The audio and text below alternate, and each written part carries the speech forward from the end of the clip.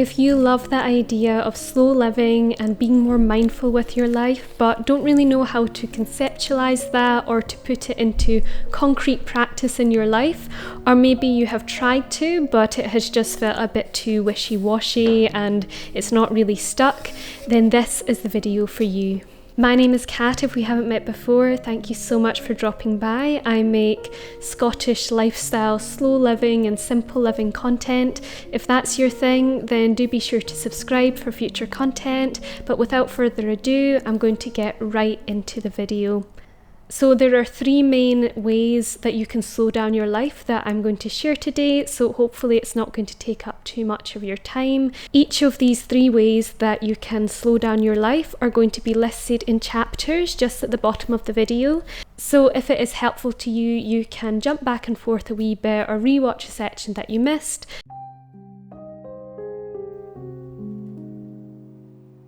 The first of these ways that you can slow down your life is to consider your screen time. So it is very common for us to, after a long and stressful day at work, come home and turn on the phone or go onto a favourite website and start scrolling. And there's nothing wrong with wanting a bit of downtime. But the thing about screen time is that if utilised in the wrong way or used as a coping mechanism to deal with deeper issues, then it can actually become more of a problem in the long run. The reason this can be a greater problem in the long run is it can result in addictive cycles, but it can also be that what you are watching is maybe exposing you to content and media that is actually making you feel more stressed.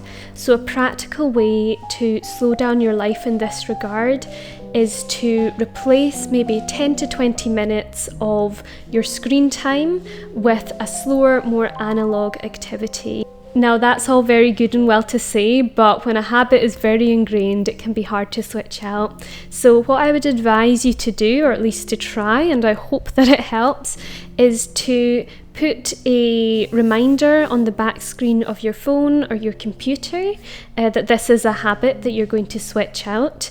And then when you automatically pick up your phone, you'll see that message, and what you can do is, instead of going onto your favourite social media site or video streaming platform, is to go into the clock on your phone and to set a timer for 10, 15, 20 minutes, whatever it is that is most helpful for you.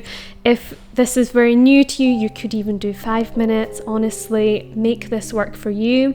And with that time, you're going to go and do a different activity. I'm going to put a few examples on the screen, or of course you can come up with your own ideas, but these might include something like baking a batch of cookie dough, writing a letter to a friend, going for a walk, stretching. So many different slower activities that give us that rest that we actually need can help to switch out the negative, more fast-paced screen habits. Now, another thing to consider with screen time, particularly if it just feels like, you know what, Kat, I really just feel like I need some time to zone out and this feels really difficult for me, then just switch out the type of content that you're watching.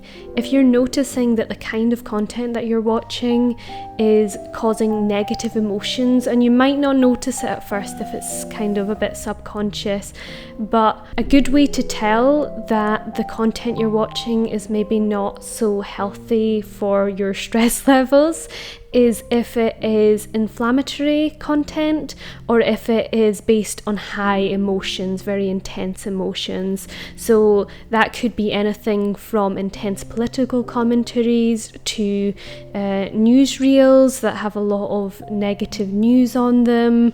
And there are many other examples of this, I'm sure, but switching these out for different kinds of content or different kinds of uses of technology can be really helpful. So you could, for example, instead choose to watch a nature video or a slow living piece of content, or you could choose to, instead of scrolling through a forum, instead message a loved one.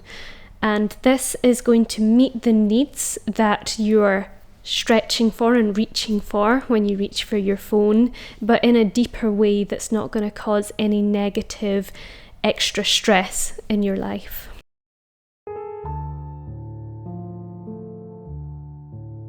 The second way that you can very practically slow down your life is to learn something new.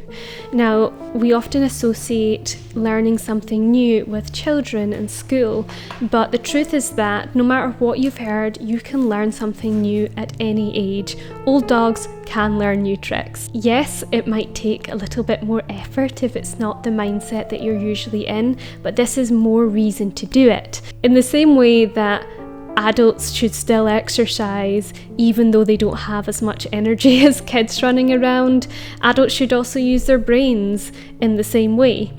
And the reason why learning something new is a really good way to slow down your life is because learning something new forces you to switch out of the autopilot mode and into the slower thinking mode. You often have to go over concepts multiple times. It's a very humbling process, but you also have to slow down and accept that your mind isn't going to be able to go as fast as usual.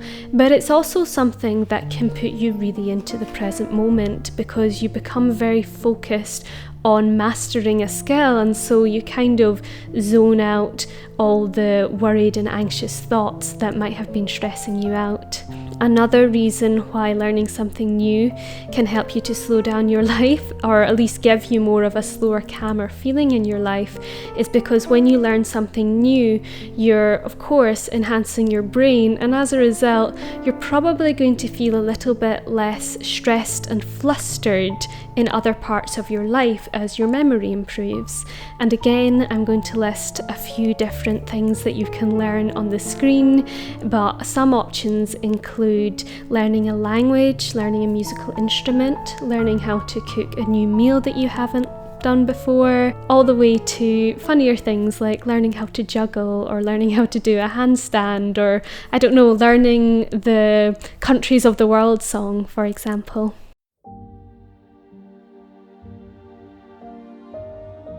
The third way in which I would encourage you to slow down, and it's going to sound a bit wishy-washy to begin with, but stick with me because I'm going to give you a practical activity to solder with it so that it hopefully becomes more established in your life.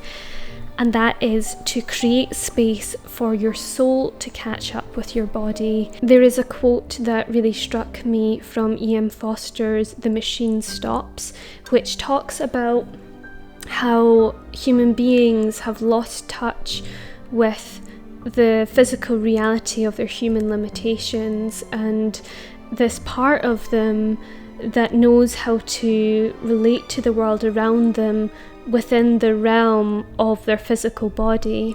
And what he means by that is that often the over-reliance on modern technology, such as transport, flights, and I think it's not really mentioned in the story because it was written 100 years ago, but things like social media and immediately turning to our phones can result in falsified supremacy in our abilities.